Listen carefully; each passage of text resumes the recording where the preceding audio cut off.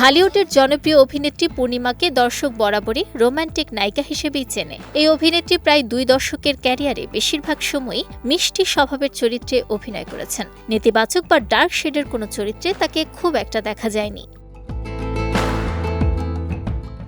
সে অপূর্ণতা পূর্ণিমা নিজেও অনুভব করেন, তাই ক্যারিয়ারের এ পর্যায়ে এসে তার ইচ্ছা একেবারে ভিন্নধর্মী কোনো নেতিবাচক বা খল চরিত্রে অভিনয় করার।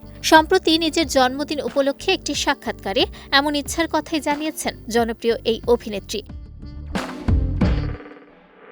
পূর্ণিমা বলেন, আমার খুব ইচ্ছা খলনায়িকা বা ভিলেন ধরনের কোনো চরিত্রে অভিনয় করার। পর্দায় এমন একটি চরিত্র ফুটিয়ে তুলতে চাই যাকে দেখে দর্শকের তীব্র ঘৃণা জন্মাবে। তার ধারণা, চেহারার কোমলতা ও মিষ্টি ইমেজের কারণে নির্মাতারা তাকে কখনো নেতিবাচক চরিত্রের জন্য ভাবেননি।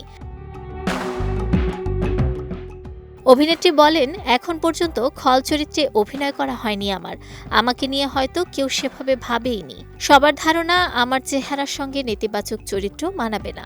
দর্শকও আমাকে রোমান্টিক ও পরিপাটি লুকেই দেখতে অভ্যস্ত। তবে এবার এর সম্পূর্ণ বিপরীত কোনো চরিত্রে অভিনয়ের সুযোগ পেলে খুব ভালো লাগবে। অভিনয়ে অনেক বছর ধরে অনিয়মিত পূর্ণিমা। মাঝে তাকে 2টি OTT কন্টেন্টে দেখা গেলেও সেটিও বেশ কয়েক বছর আগের ঘটনা। এরপর থেকে মাঝে মধ্যে সঞ্চালনায় হাজির হয়েছেন মনের মাঝে তুমি খ্যাত এই অভিনেত্রী।